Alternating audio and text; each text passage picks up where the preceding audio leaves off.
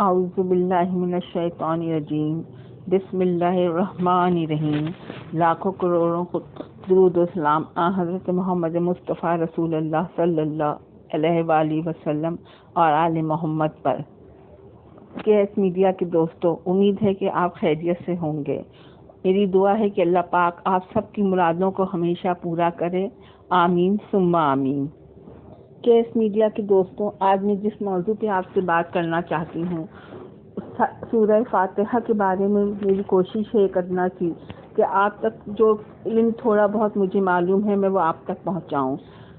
حضرت اسماء بنت ابی بکر رضی اللہ تعالی عنہا سے منقول ہے کہ جمعے کے روز جب امام سلام پھیرے اسی وقت اگر کوئی شخص الحمد شریف، قل هو اللہ احد، قل اعوذ برب الفلق، قل اعوذ برب الناس، ان آیات کو 7 مرتبہ پڑھ لے تو اللہ رب العزت اس شخص کے دین و دنیا، اہل و عیال اور اولاد کو ہر بلا سے آئندہ جمعے تک محفوظ رکھیں گے۔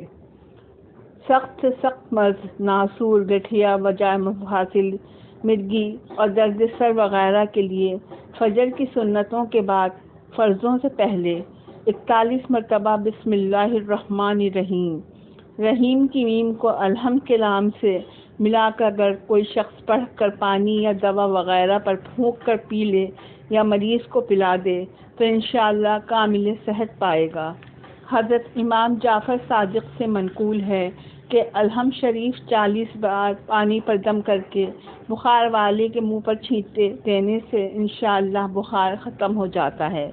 رات کے آخری حصے میں اس سورہ کو 41 مرتبہ پڑھنے سے بے مشقت روزی ملے گی۔